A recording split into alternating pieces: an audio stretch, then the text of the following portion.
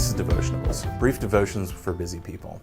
My name is Derek, and I teach an intermediate couples BFG here at 9th and O. We're continuing today in the book of Ruth, chapter 1, and honestly, we're starting in a desperate situation. We're starting with three women, Naomi and her two daughters-in-law, Orpah and Ruth. They're living in Moab with just the three of them because all of their husbands have died. There's a famine that seems to have hit the whole region, and they're left widowed, impoverished, and just desperate. In that miserable place, though, in the fields of Moab, Naomi hears that there's hope back home.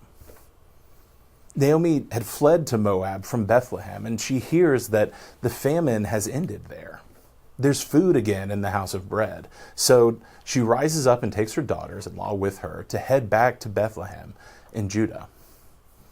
But as they're going, Naomi has a change of heart. She doesn't know what lies ahead, not really. This is the time of the judges. Even in Israel, everyone was doing what was right in their own eyes. They're not necessarily following God's law and his ways that had been set before the people. The women still don't have families to help provide for them, so even if the famine is over, life back in Judah could still be hard for these young women. So Naomi turns to Orpah and Ruth and says, "Go, return each of you to her mother's house. May the Lord deal kindly with you, just as you have dealt with the dead and with me. The Lord grant that you may find rest, each of you in the house of her husband."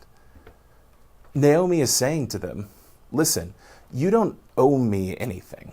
You've treated me well, just like you treated my sons well when they were alive. But I'm not asking you for anything else. Go back to your mothers, and maybe they can find you husbands to marry and make a life with back in your own land." But Orpah and Ruth say, "No, we will return with you to your people." They want to stay with her. They have married into this family, but they've married into the people, and they want to be a part of it. In fact, they see themselves so much as a part of her people that they say they want to return to this land, a land where they'd never been.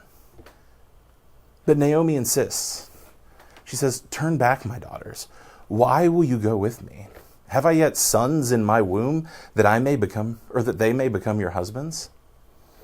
She even says that if she found a husband and if she had more sons, it wouldn't be any use to Ruth and Orpah now. But here's where Naomi shows her heart, in the middle of verse 13. She says, "No, my daughters, for it is exceedingly bitter for me, for your sake, that the hand of the Lord has gone out against me." Naomi is on the road back home, taking stock of everything that's happened since she has left the last time she walked that road. She's thinking of leaving her home, striking out for a new land, just desperate for relief. She's thinking about her husband and her sons that walked that road with her. And she's thinking that after all of those things, after all that had happened, after all that she has lost, that the Lord must be against her. And Naomi is thinking that these poor girls are just caught up in the crossfire. She wants them to leave because she sees all of this heartache and she thinks that it's her fault. So these three women stop on the road and they cry together. They embrace each other, and Orpah kisses her mother-in-law goodbye. And she turns and goes home. But Ruth clings to Naomi like a husband and wife cling to each other and commit their covenant to each other. Ruth clings to Naomi. It's really easy during the difficult times of our life, during the struggles and the hardships, to think that God's against us. And even more, it's really easy to think that it's our fault. And this isn't the end of Naomi's story, though, and the dark moments are not the end of our stories. We will face hard times in this life. And following Jesus doesn't mean we're protected from hardship. In fact, it means that it's coming all the same. In fact, Jesus told us that it's pretty much a guarantee that we will face opposition for his sake. But Ruth doesn't end here on the dusty road back to Judah. Naomi makes her way back to Bethlehem, back to the city that she calls home. It's because Naomi and Ruth walked that road that Bethlehem would be the home to Obed and to Jesse. The fields that they're going back to would be the fields where King David cared for his father's sheep.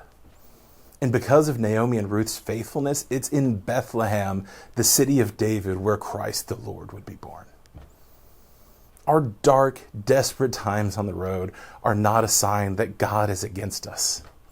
It's through those times that God is working something greater than we could possibly imagine, as long as we continue in faith.